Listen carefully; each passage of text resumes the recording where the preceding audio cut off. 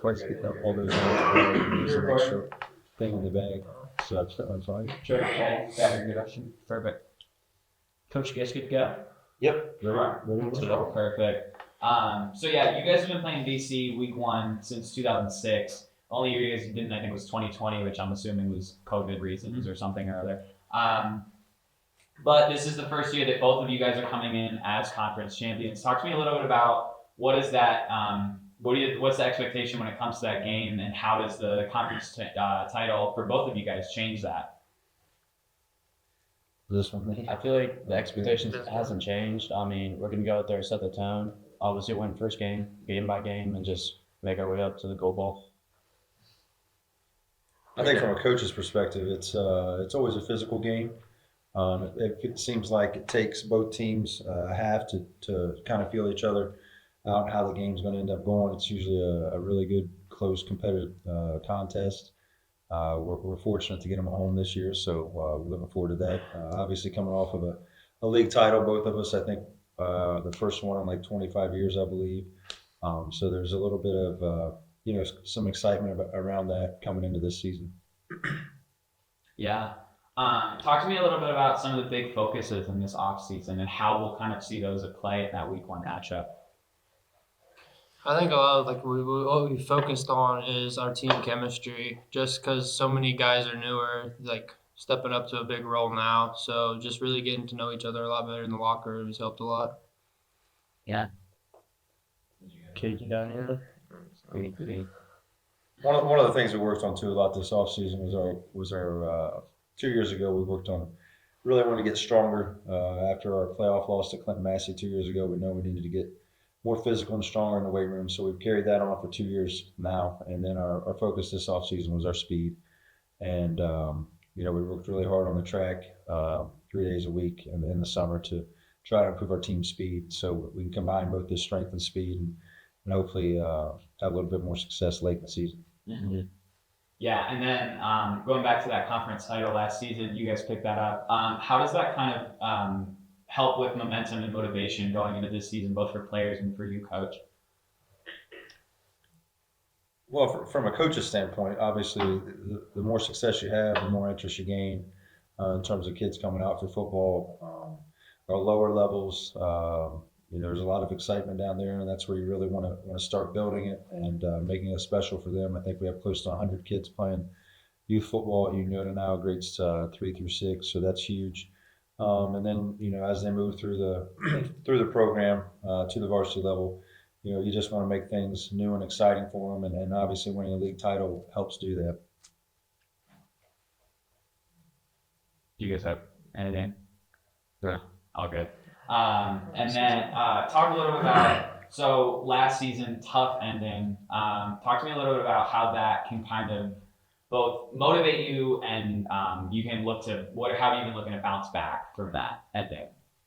I feel like that's definitely changed our perspective. Maybe we didn't think we were as good or not ready to play, but going in the off season, we just try to work way harder, and we know we can go through the SVC. These teams, some teams will be really easily, but that doesn't matter if we're going to go against a hard team week 1 of the playoffs. So we just got to be ready for everything. What you like to say on that? Nothing, boys? Not yet. Not yet. Wait for the magic question. Yeah. So also talking about, you guys have a lot of change coming this year. You're losing some seniors, some key seniors, big shifts coming. How are you guys looking to kind of secure that conference title from last year and run through that SVC schedule again?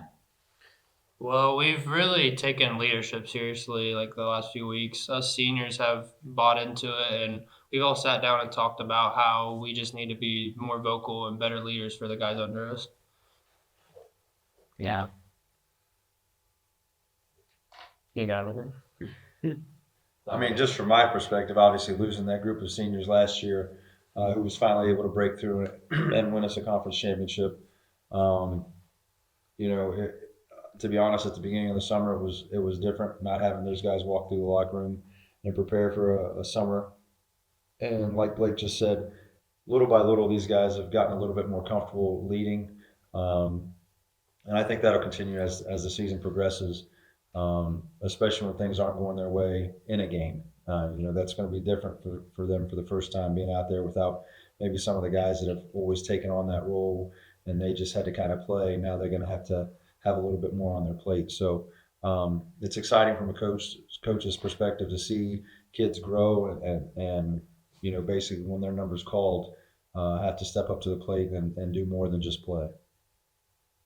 Yeah, and then talk to me a little bit more about. I know I stopped by practice earlier in the summer, and we had an opportunity to talk. And one of the big things that I know you guys all hit on was leadership on this team, and how a lot of people have kind of stepped up this season. Talk to me about how that's kind of changed from last season to this season, and how that kind of will work going into this season.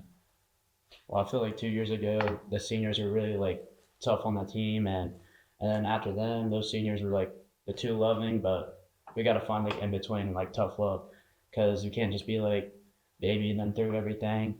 When the time to come to work, we have to work. You know what I'm saying? Yeah. You got that as well? Yeah. Appreciate it. All good. Okay, well that's all I had. You have I actually have a question for all of you. Did you say that there are 100 players playing football this year? Almost 100? In our youth program. Yes. Yeah. I guess, like, first maybe standpoint for all of you, like, what does that number mean to you personally? Well, I mean, I'll be honest with you. When I got the head football job in February of 2020, right before COVID hit, one of the things they asked me in my interview was how am I going to increase participation at the varsity level?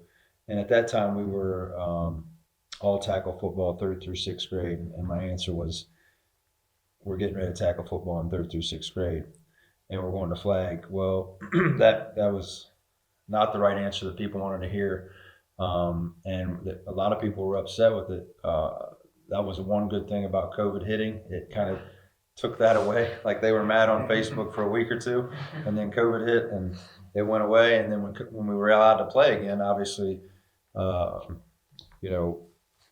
tackle football really wasn't an option at that age anymore. So it became flag, and little by little, I mean, it was rough to start selling that, but once we've got the right people in leadership roles in our youth program, and they've organized it so well that I think we're right at 198, 99 kids. So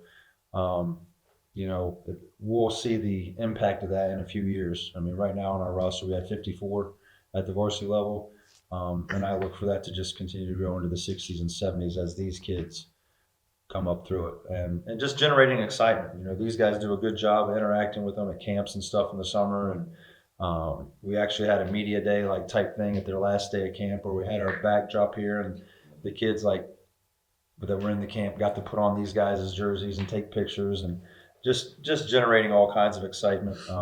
They on Friday mornings they go greet the kids and get them off the bus as they're walking into the elementary school. So interacting with from the varsity level all the way down to our youth program, just generating that excitement, hoping that those kids will one day be these guys and making that exciting for them. So from my perspective, obviously it started out tough, but it's grown over the last 4 years into what we have now. So That's great. Well, here. That question. So last year you had a big 7-game win streak. You only lost a couple games. And a lot of those games, they were big shutout games where you scored a lot of points, but you also allowed them to score hardly any points. And so my question is just how do you plan on replicating a lot of that magic this year from last year? I just think it starts on defense, obviously. I mean, if our defense is moving, that just helps our offense so much more, I think. And a lot of us guys have really bought into our defense, and I think we're ready to have a good year with it.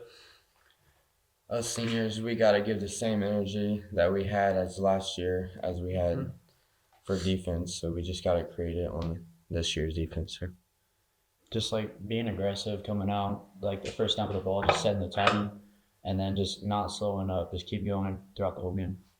And I think obviously with some of our scores from last year, that's hard to live up to. But and it also creates kind of a target on your back for the way some of those games went. So these guys are going to have to live up to that in terms of those expectations and understand going into the games that, the teams that we do play are going to be a little bit more motivated because, as you come off of a season where you're the champs, your bullseye gets a little bigger. But in terms of defending the title, we think of it as that's what we did last year.